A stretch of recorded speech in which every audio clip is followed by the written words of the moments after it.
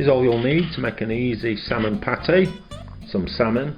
I've gone with salmon flakes. Don't be chopping up your whole salmon, just get the flakes. Some mayonnaise, a little lemon, some cream cheese. I've gone with mascarpone because it's not very cheesy flavoured. You don't want it cheesy, you want it salmon flavoured, but you can use any cream cheese you like. And some freshly cracked black pepper. You won't need any salt because smoked salmon's quite salty anyway. First thing we're going to do is get the yellow zest off the lemon. Next we're going to combine the ingredients, so into a mini blender or a food processor.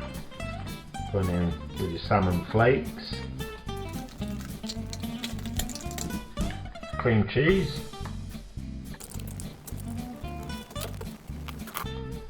then your lemon zest,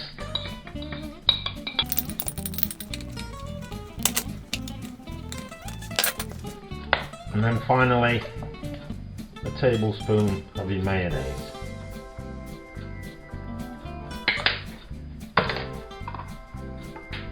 Then it's on with the lid and get them mixed together.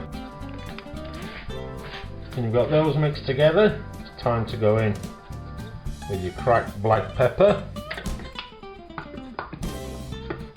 and then just get that mixed in. When it's all lovely mixed in, it's time to get them into whatever containers you've got to hand. You're going to put these in the fridge overnight, just so they firm up a little. They'll still be highly spreadable, but just a bit firmer.